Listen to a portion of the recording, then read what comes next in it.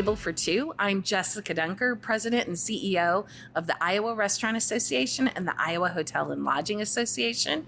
I'm here in West Des Moines, Iowa, in what's called West Glen. It's a kind of a little entertainment district. I am with one of my favorite restaurateurs. We have a lot of fun things I think we'll talk about today. Joe McConville. We're in one of his multiple establishments. This is Anna Dolce Ristorante, which is an Italian concept here in West Des Moines. Not to be missed, so I highly recommend it. But Joe is somebody who's been working with the association a long time. He's actually a 2-time award winner. 2018, he was the Philanthropy Award winner along with his partners. And in 2022, he alone was our champion. And we'll talk a little bit about Joe's involvement. He's been a member of the Restaurant Association Board for a number of years. He's traveled to DC. He's traveled a lot up in Des Moines. He's well known to both state and federal lawmakers as an advocate for our industry. So, Joe, thank you for hosting us and giving us a table for two in your beautiful restaurant. Well, thank you for being here, Jessica. So, you and I have a lot of history, and we talked each other down a lot during COVID. Let's just start with that. We had a lot of conversation during COVID, but let's get back to the beginning, because your story, even your origin story from the restaurant business side, is very interesting and involves people from high school. Yes. So why don't you just share a little bit about how you got started? Okay. So I went to college I was going to be like math and computer science, which is opposite of cooking, but whatever. Found out after about 3 years that I did not like that track. Came back home and my parents were like, when are you going back to school? I said, I don't want to. They're like, what? So I took a year. I was taking some time off, and my sister's like, well, you really like to cook. And I'd been working in restaurants at college. And she goes, it was DMAC Culinary at the time, has a great culinary program. You should go check it out. And so I, like, literally the next day, I went up, had to get on a waiting list, got in the summer. It was fine. And never kind of looked back. Started working around in some places. And I was working at a country club, and one of my food reps knew that I was looking for a new job. And he says, hey, I've got this guy looking for a chef. It's a small little Italian place. It just opened. He kind of describes it. And I'm like, Cafe di Scala, like Tony? And he's like, oh yeah, you know Tony? I'm like, yeah. So I played football with Tony. He was in between my brother and I. They were good friends. So I was his chef for probably a year and a half or so there. Met my wife there. So, and then kind of built even a better relationship with Tony. Went off to another restaurant. I wanted to get some front of the house experience. Now we should say Tony Lemo. Sorry, yes, Tony right. Lemo. Yep. I thought everybody just knew Tony. Well, we have a wide range of listeners. Anthony Lemon to his friends. Yes, okay. Anthony Lemon to his friends. Across the state, so we got to be clear. Yeah, and so went to do that. Started looking around for some other jobs, and he reached out to me and said he had a place in Drake called Frank's Divine Pie. And then he had another partner, Josh Holderness, who I kind of knew just from being around. And he said, we're looking for someone who can really do the kitchen. Would you like to get into it? And I said, no. I said no for a while. I don't know why. And the place I was at was kind of a local chain. It was doing really well and growing. And I thought, maybe I'll hitch my horse to this wagon. But, and then finally I called him and I was just fed up. I said, all right, let's go. Let's do it. And so that would have been 2010, I think. And we opened January 2011. It was really fun. But like any relationship at the beginning, you have your blow ups and your stuff, but you learn how to navigate it. And then, so we went from there, and ended up with four locations of that. And none of them are open anymore, but. Right. And so this was Gusto now. Gusto Pizza, yeah. That we're talking about. Where'd that name come from? A marketing company. We didn't like it at first. It was our least hated of the three they gave us. And you felt compelled because you had paid them to use one of the three. And the logo was good. Right? We liked the logo. And they're like, and it was a friend of ours. And we kind of had a meeting one, and we're like, well, we didn't know what to name it. So that's why we reached out to them. Like they they have the knowledge we don't. Let's Right. go with that one, right? And then Right. and now you look back and you're like, how did you like it? Right. It was the right name, right? It was the perfect name. Right. So one of the things I find interesting about your story from the restaurant perspective is you have opened and closed places people love. Like, Yeah. people loved Gusto Yeah. Pizza, right? You've opened and you had El Guapo. People loved El Guapo. Yeah. Now you have the Breakfast Club, and that's growing. Mm-hmm. You have Anna Dolce. This is doing well. You had King Smoke. Like you have Juniper Moon. Yeah. So, which is, and none of those concepts make a lot of sense together. Yeah. No, Right? It but- feels like each of them is a different play area, Yeah. right? Oh, I want to do some of this. I want to do some of that. Yeah. And all of them, you've made decisions to take places that people have liked, that are doing okay, Mhm. and decided, nope, the season is closed on these, and it's time to move on. How do you land on decisions like that? Because I think that's something restaurateurs struggle with all the time. Well, sometimes those decisions are made for you. Well, there's that, right? You But, did come through COVID. We did. So the first location we shut, we had 4 Gustos at one point. Right. And the first one we shut was Johnston. It was doing really, really well. And then part of our problem was with 4 of the same concepts. I think it's harder to run 4 of the same concepts than it is to run 4 individual concepts. And why is that? Because you have to be consistent at all 4, and you can't be at all 4. Got it. And I think a lot of it was they were doing really well when we handed them off to people who had like first generational knowledge of the business, because they were working with us at other locations, right? Right. 2 was easy. Josh stayed downtown. I went out west. Right. Right.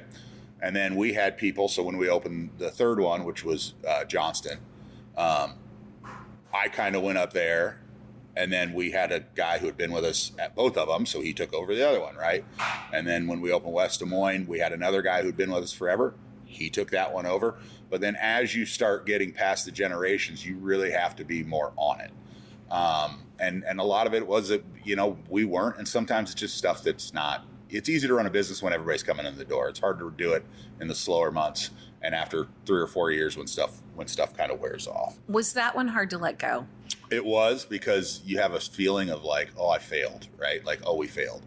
And the worst thing we did with that one was we kept throwing good money after bad money, because the other locations were doing well. So we were using the money from them to support that. And we really didn't know how to get out of it at that point. We didn't know that you could go to your landlords and be like, can we do a buyout? We didn't know that you could renegotiate with the banks. I mean, we knew, but like part of it's pride, part of it's just like, Right. it'll turn back around.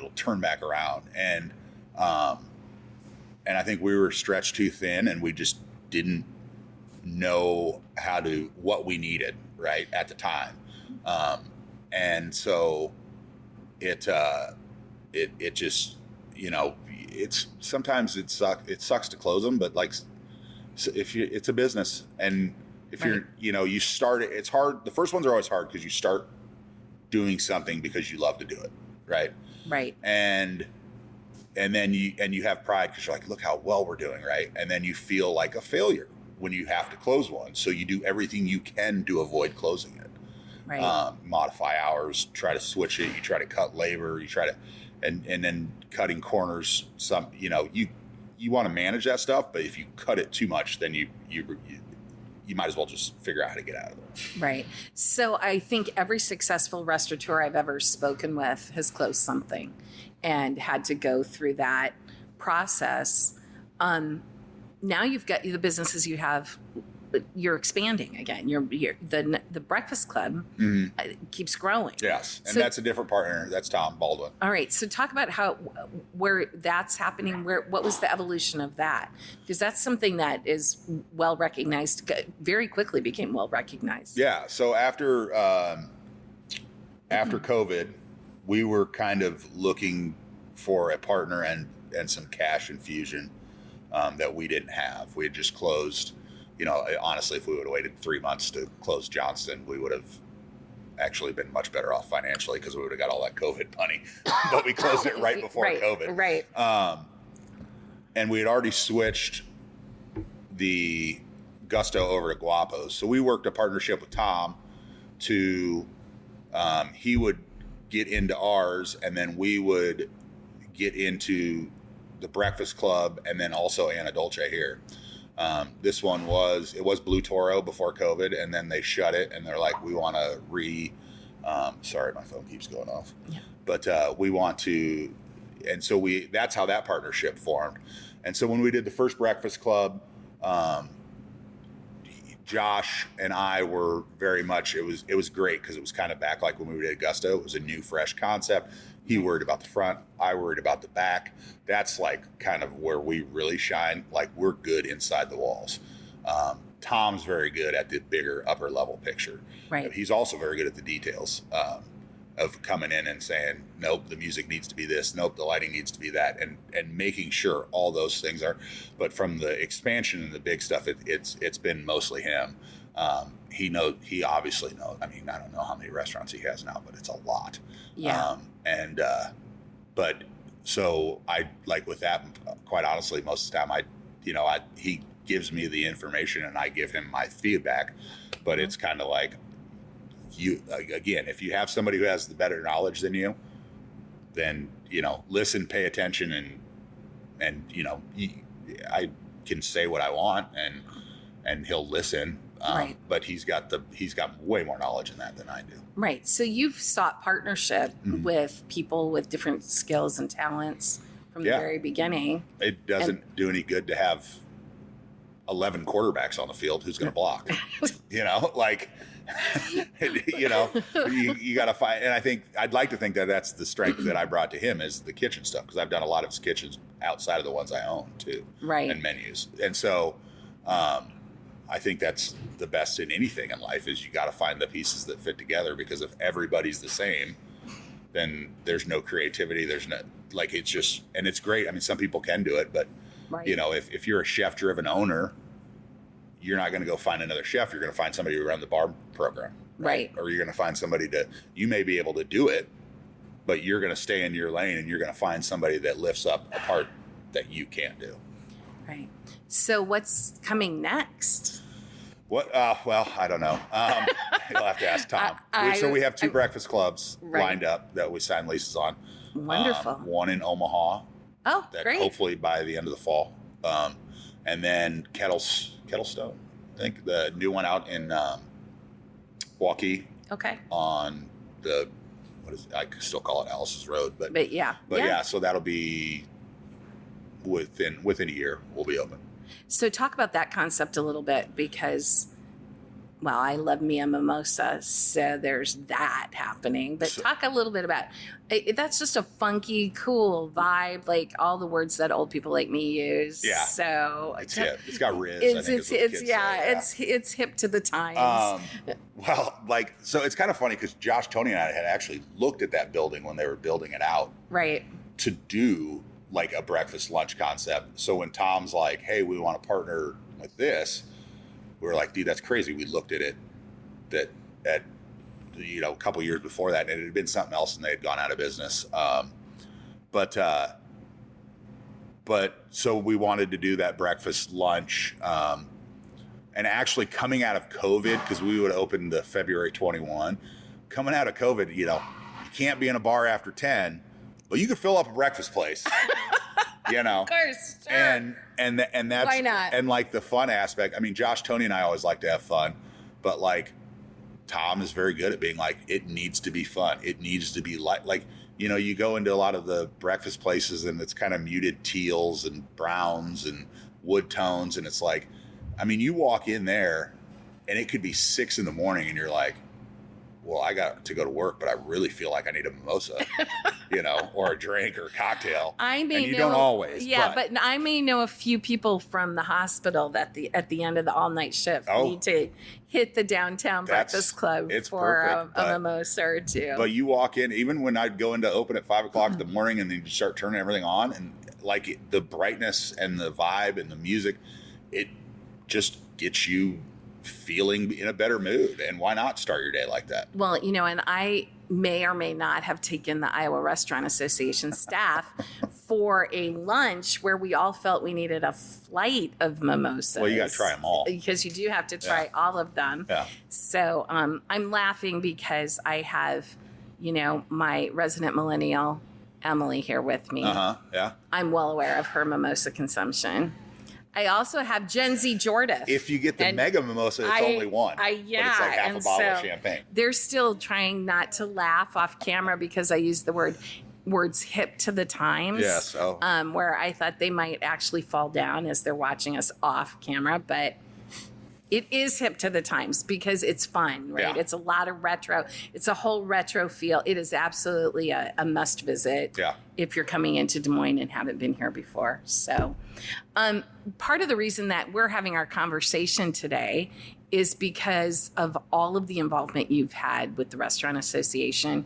In 2022, you were selected by our board of directors as the champion of the industry, champion of the association. It's an interesting award because sometimes it's people in the industry, and other times it's, you share that award with Debbie Durham as an example, who's the head of the Iowa Economic Development Authority. And so I'd like to talk a little bit about what got you involved in the Restaurant Association, and then just your thoughts on how restaurants can involve themselves in changing state laws, because we're constantly in a position where we want something changed or we want to stop something, and restaurants are a key to that. It can't just be the team at the association. We need people like you who will show up. So what got you involved in actually the Restaurant Association Board of Directors? You did. Oh, yeah, that's right. Yeah, no. What a great answer. Well, it's the truth. I think it started with, well, just come to a meeting and see, and then, well, maybe, it's not that much commitment, and then it's a slow bleed, Yeah, it is. Yep, it's a slow bleed. That's true. But it was good, and I found it interesting. I found the process interesting, so that helped me, right? Because I could and most restaurant people can talk to people, right? Yeah. And I think the kind of what sealed the deal was, it was very interesting talking to people about stuff beyond the day-to-day of, well, I had somebody didn't show up, or it's hard to find cooks right now, or this and that, and I'm trying to get business up, and I'm trying to do, and so like that stuff, those conversations are important, but the kind of that upper level of like stuff you don't really even know is in your control. Right. And then the first Capitol visit to the state, I probably went when I was in junior high or something, but going in and being like, well, how do we talk to these people? Well, you just fill out this slip and you hand it to some high school kid, and they run back there, and then they'll come out and talk to you. And in Iowa, and especially on the federal level, it's amazing how much access they give you. A lot of them are kind of elevator speeches, but they listen, and they especially on a state level, I feel, even if it's always respectful. Right. It's, the shouting doesn't happen like you see on some of the reels and stuff that catch fire. And they'll tell you, if they disagree, they'll tell you why, Right.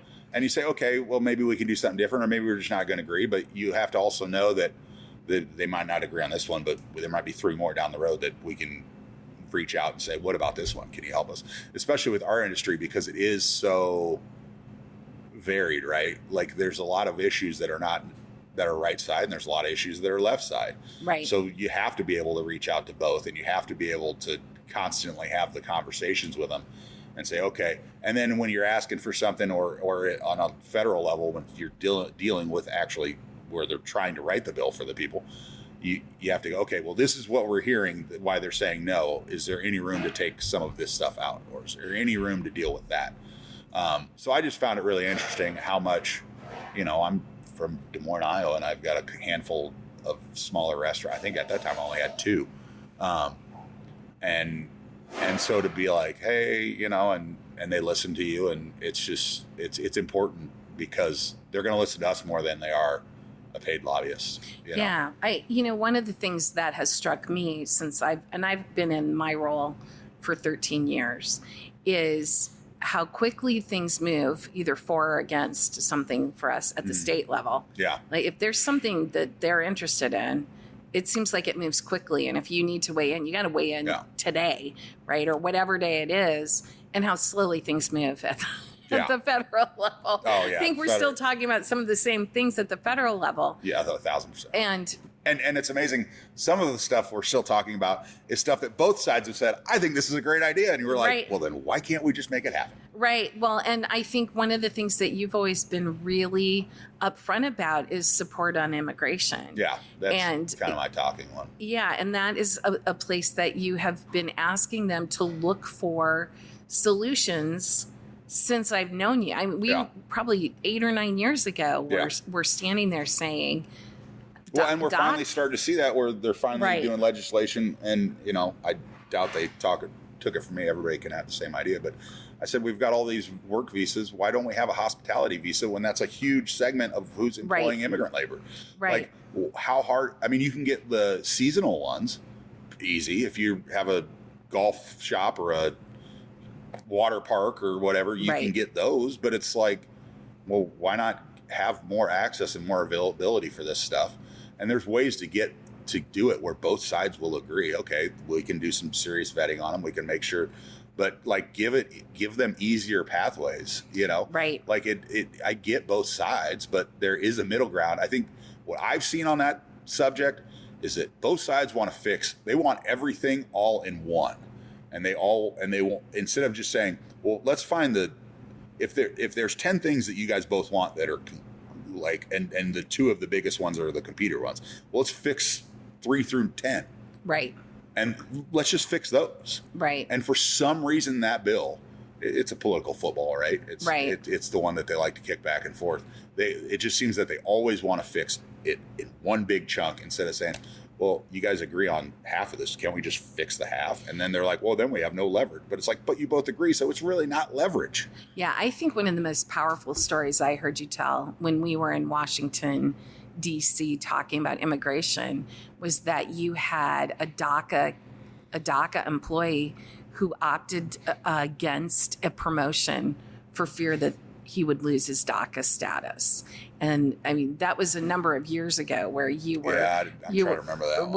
we're sharing that. And, I think those kinds of things, I can go in there and say whatever I want. Yeah. But when you actually have people that are refusing to grow within an organization for fear that they don't know what their status is going to be in 3 months or 6 months, it's a lot more powerful to have them do that. Yeah. Now, you have traveled multiple times with the association to Washington, D.C. Yeah. And, that always sounds like such a, it sounds so official. It sounds so official, but. And some of it is. And some of it's very official. Some of it is very official. But you are, when you arrive, you're there with restaurateurs from all 50 states. Oh, yeah. Yes, you are. And we're often very pleased that the day after some of those events that the restaurateurs show up at their congressional meetings. Yeah. Well, we're pros. You're pros. And we were just reminiscing because one thing that some people aren't aware of is how well you sing. And one thing almost... That could be argued. Yeah, almost no one knows how much I like to karaoke. Yes. And we discovered this when we were in Washington, D.C., and we found one of our favorite hangouts now, which has become an institution for the delegations traveling to Washington, D.C., the very famous, to us, Walk and Roll Chinese restaurant / karaoke place. Yes.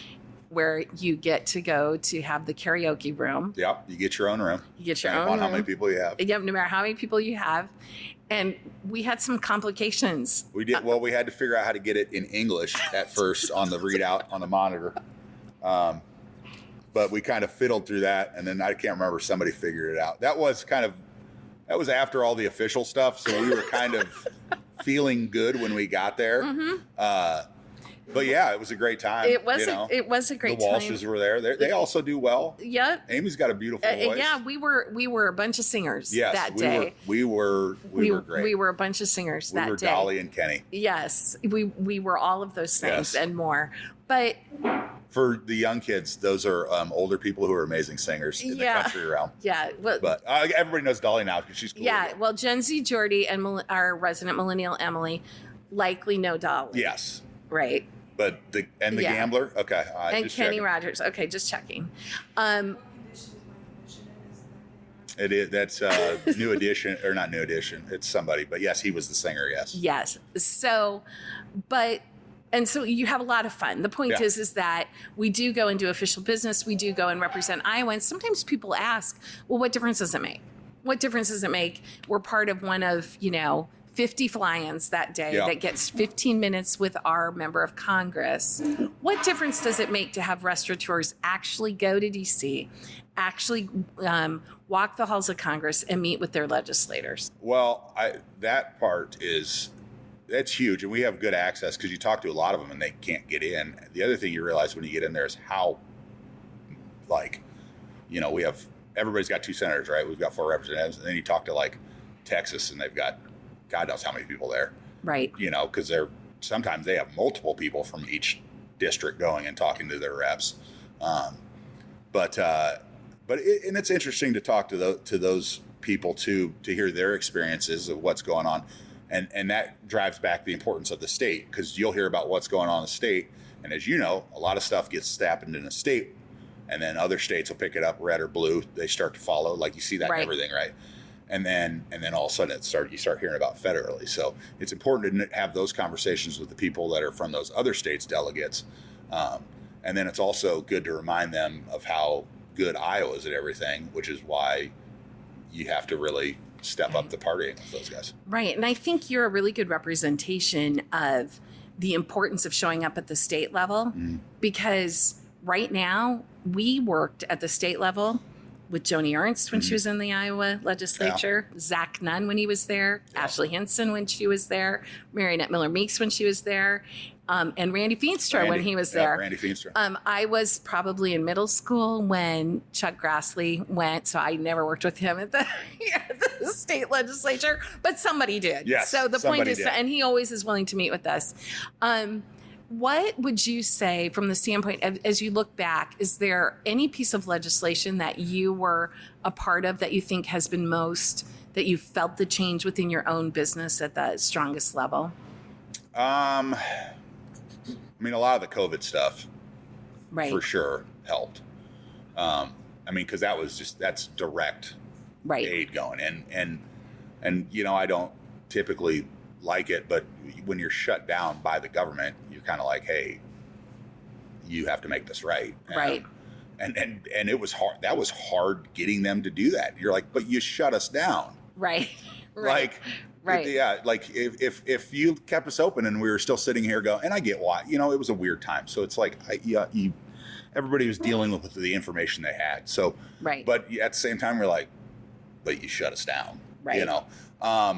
I think, we had some problems with the state hours for the youth hours. I think that was kind of a very misunderstood bill. When you sit there and have time to explain it to people, like, well, no, it said if you're not 18, you can't operate a microwave. Right. Because it's considered a heavy piece of machinery, or you can't operate a dishwasher, which chemicals are safe. Now, right. Right. Like you don't like. And so, like, stuff like that, I've seen it with my kids. They love to work. They love to get in here. They ask me to pick up shifts at restaurants, and I'll be like, well, here's her number, or here's his number. Call them if you want to work at that one. If you want to work at Dolce, I'm just going to tell you when you have to come in, because I need you if I tell you to come in. Right, right. And they like it. They actually like working in the restaurants. They like talking to people. They think it's fun. Like, it's like, if you guys don't want to work, that's fine. You can. You got to do something because they're old enough to work, but go work at a grocery store, go work somewhere else. But the other thing is, there's not a lot of jobs that have the flexibility for high school kids like the restaurant industry. Restaurants too. Yeah. So I'd say that one, and everybody kind of cut back because they started cracking down on people. So we're back to the old ones. But like, I think it was good legislation. It's too bad that it kind of got hacked apart like it did. Believe it or not, we actually care about our employees. We want them to have good lives inside and outside of work. Right. If they're happy, then they make customers happy, which makes us happy. Right. It's not a one-way road. It's very much a mutually exclusive across the board. They got to be happy. They got to be taken care of, because if you take care of them, they're going to take care of your customers, and your customers will take care of you by keep coming back. Right. I think I just have to pause on the COVID stuff for 1 second, because I when I get the opportunity to tell this story, I always like to share it. And I don't know if I've shared it on the podcast, but we were shut down as a state on St. Patrick's Day of 2020, the biggest bar holiday, right, of the year. And the governor's office had called me to give me a warning about it. And, you remember the conversation because you were part of it. They called and said, we're going to shut down the bars. Yes. And when I asked them what the definition of a bar was, they hadn't thought that far ahead. Yeah. And in Iowa, that's actually a question. Is it alcohol volume? Is it just having a liquor license? Is it a Smoke-Free Air Act? I mean, there are multiple definitions to have that be. And so we called an emergency meeting of the board of directors, pre-Zoom. There was no Zoom, right? So we were on a conference call that we all called into my Boomerang phone, which, was the only way we could do it at that time. And in what I just will always think is one of the bravest things I've ever seen, the Restaurant Association board said, take us all. It's too confusing. Let us keep takeout. Let us keep delivery, right? Yeah. Let us do that. But it's only going to be 2 weeks. Take us all. Yeah. How did you feel in that moment? You kind of have to have solidarity. You represent the bars just as much as you do the restaurants. And you were a bar owner at the time as well. Yeah, we I mean, you guys still are. Right? It's doing, is it what I wanted to do? No, I wanted to be able to do both, but, I don't know if it's right or wrong. Doing what you feel is a lot of times not the easiest option. Right. And so, but I think everybody everybody kind of was on the same boat. There was really no outliers of sitting there going, well, that's not fair because I have, I don't have any. Right. No, we had people from Culver's. We had people from Pizza Ranch, right? They all agreed. And everybody, and that's kind of the good thing. I think the board is very good at understanding and listening to all kind of types of restaurants and bars that they represent, and keeping in mind when they're making decisions.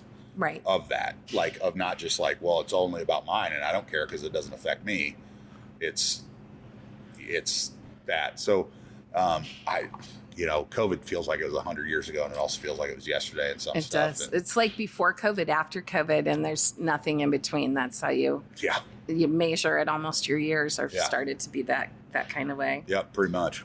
Well, so we started our podcast after COVID, in large part because of resident millennial Emily, who argued with me a lot about the name. In fact, we could have launched a year earlier, but we spent a year literally in the office arguing about the name. Yeah. I had a great name. What was it? Holy Hospitality. That sounds a little churchy, which is fine. but I like that for another podcast. Well, Holy Hospitality, she did not allow me to have. I thought it was awesome. She thought it was terrible. And she listened to podcasts, and at the time I was not. Now I'm an avid listener. Yeah. And I still like Holy Hospitality, but I do get to have a little segment. So I'm now on a segment time. Okay. Which is Holy Hospitality is something that we hear the news and we express shock, either positive or negative. All right. Positive or negative. Positive or negative. We're just expressing shock. Like Holy Hospitality, really? Okay. Okay. Wait, I should explain. You do leave a critical piece out of this explanation. Yeah. Holy Hospitality was born out of holy shit. Gotcha. Awesome sauce Yeah. Because of the whole holy part. Yeah. But, it's that version of that. Okay. That can be cut. So, all right. Okay. All right. So. Like professionally or just whatever? Okay. No, wait. Now, here it is. I'm going to tell you what we need to respond to. Okay. President Trump, initially candidate Trump, said there will be no tax on tips. Okay. He said that. Yeah. And he went around and promised it and did those things. And I don't know how many people actually thought something would come of that. Mm-hmm. Holy hospitality. Like that thing's gonna happen. Yeah. And the Senate has taken Ted Cruz's bill. Yeah. And there's good things in Ted Cruz's bill. It's got it's only up to $25,000. Yeah, I It's saw that. federal income tax only. Mm-hmm. So you still pay Social Security and such. You still report, so you can get a credit card or a car loan, all of those things. If you make more than $155,000 a year, which people do in serving, right, then you're not included in this legislation because you're a highly compensated employee. It preserves the tip credit, which was super important to our industry. And as kind of a surprise, not part of the big beautiful bill. It's in the big beautiful bill, but the Senate has done it too. So now at the federal level, both the House and Senate have passed something that looks like no tax on tips. And our friend, Representative David Young, has pushed legislation at the state level as well. So holy hospitality, like this isn't even something we're talking about a year ago. And now it went fast. And it was the opposite of everything. The opposite of anything I've ever seen at the federal level. Oh my gosh, holy hospitality. Yeah. Well, and it says, right, correct me if I'm wrong, it says cash tips, but that includes credit cards. That includes credit card, yep. So that's a lot. I mean, because if it was just, I've heard people complaining because they're kind of missing that part. Yeah. Well, it's just cash, and who pays, most of it's all credit card tips and stuff.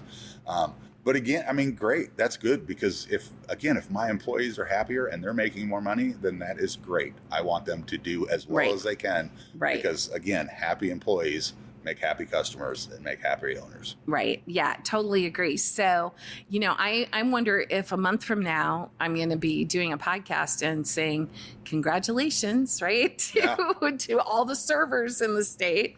One thing that is not included in it that's going to cause a lot of educational need is service charges don't count as tips in that scenario because they are not free from compulsion.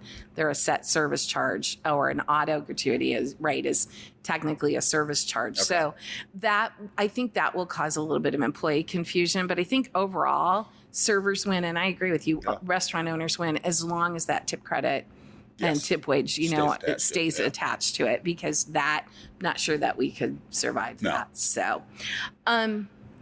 So there we go. Holy hospitality. All right. Another thing that I like to do is just a little segment. Okay. I have segments. It feels do you have like very official. You need music. You need a little theme jingle. Like a jingle for each segment.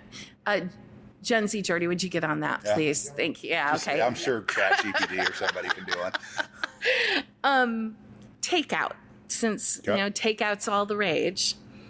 What piece of advice would you give to somebody in the restaurant? Like if you were given the forum to do a TED Talk, you were going to TED Talk it. And you were going to talk about just if only I'd known, if someone would have told me 20 years ago, if someone would have told me 5 years ago, what piece of advice, a takeaway would you give to somebody who's in the industry, thinking about the industry? If I had someone who, coming from a culinary standpoint, I wish someone in culinary school. So I went to culinary school 25 some years ago, right? So Robert Anderson was still. And Chef Dowie and Paler and great people, great chefs. Yep. But a lot of good advice. But that was Food Network's hot and Emerald, BAM, and all that, and everybody wanted to be the next cool local place.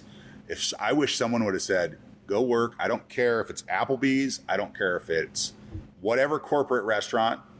1 year, whether you hate it or you love it, 1 year. Yeah. What I have seen with some of the managers we've hired, if they have a long tenure as a manager, I don't care if it's Olive Garden or IHOP, they are the best managers. They have been trained to be detail oriented.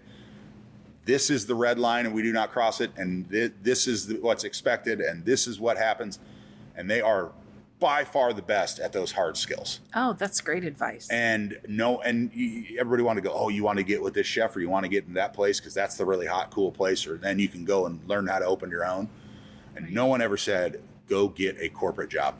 Yeah, that's great advice. And it'll especially when you're younger, because you have time to learn how to do recipes. You have time to learn how to cook. You can do all that stuff, especially if you're young. You have the energy, so you can do it at home.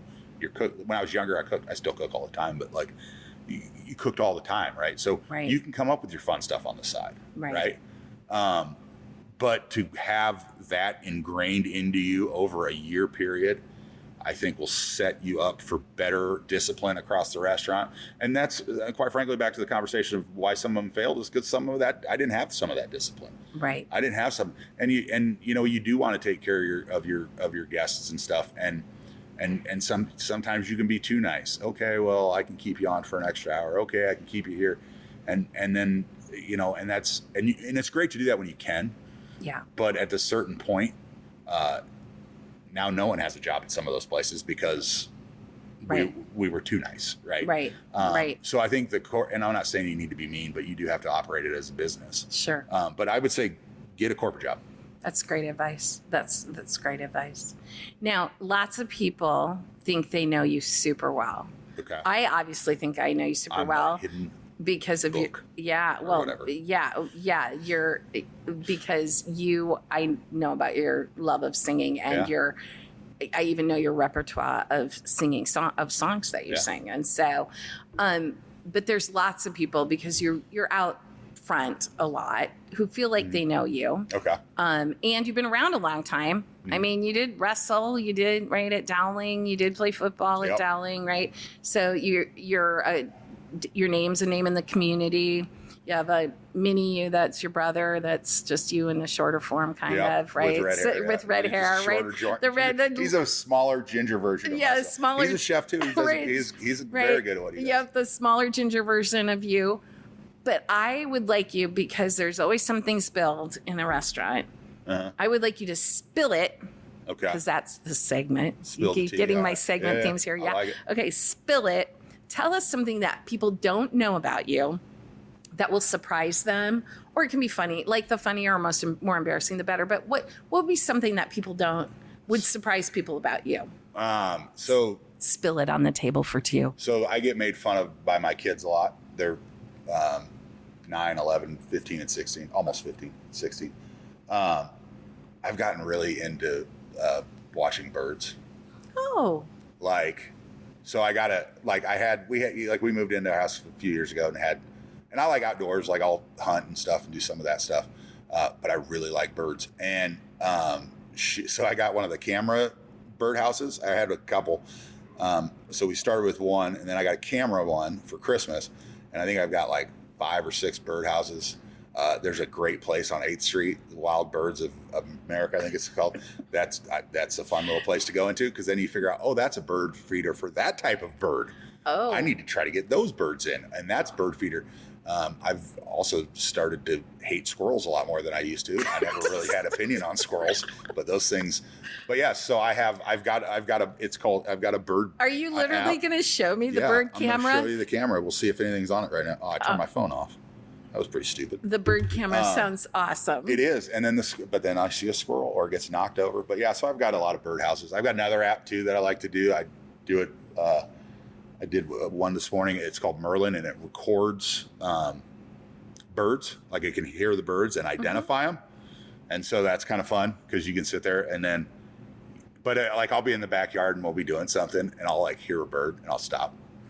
And they're just like, dude, what are you looking? And it's not uncommon for me to be out in my backyard looking up in trees when I hear a bird to see what kind of bird it is. How do you feel about cats? Oh, I love cats. I have 2. Okay, just checking, because cats are, the greatest enemy of the songbird. Oh, I know. Okay, but, all right, just checking. There's a balance that needs to exist in the world. And my wife loves cats, and therefore we have cats. Which bird has your favorite bird song? Well, cardinals are pretty cool, because they're bright and they're colorful, and they're not mean like the blue jay.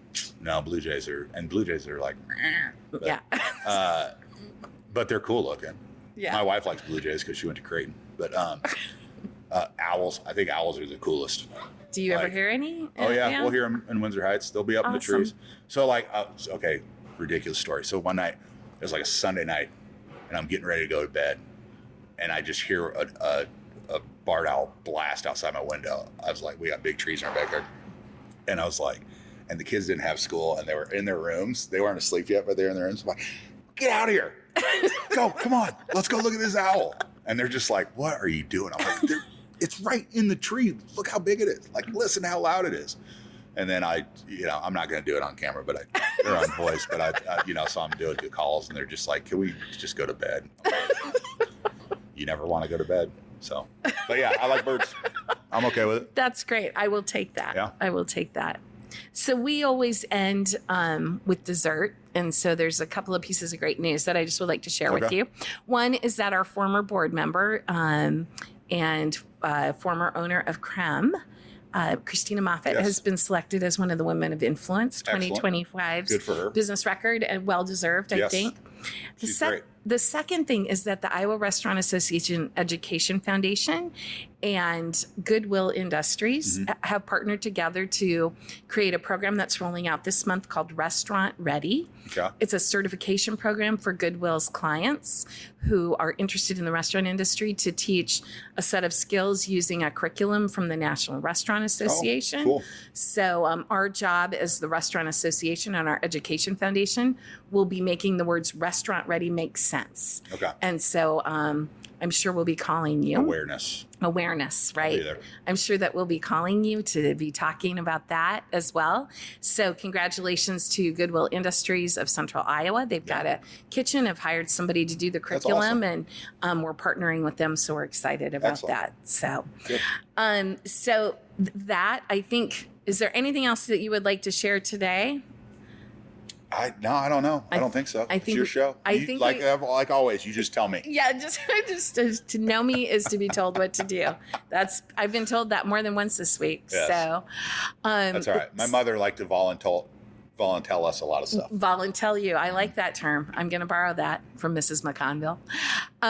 So thank you very much for meeting with us, hosting us here at Anna Dolce. I'm going to encourage everybody to get out and try your places, the 3 breakfast clubs, Anna Dolce, Juniper Moon. Juniper is on the way out. Okay, but it's still here. It's still here. Try it now. Try it now. You got about 2 weeks left. 2 weeks left to try Juniper Moon. Was one of my favorite to-go drinks during COVID was from Juniper Moon. But get out there if you're in Des Moines and try some of the places that are done by both Joe and Dark Side of the Spoon. And this is Jessica Dunker with the Table for Two, traveling across the state, visiting with award-winning restaurateurs and members of our industry. Go to wherever you get your podcast. Give us 5 stars. Move us up in the rankings. Subscribe. Help us do all those things. And we will catch you again when we are at our next Table for Two.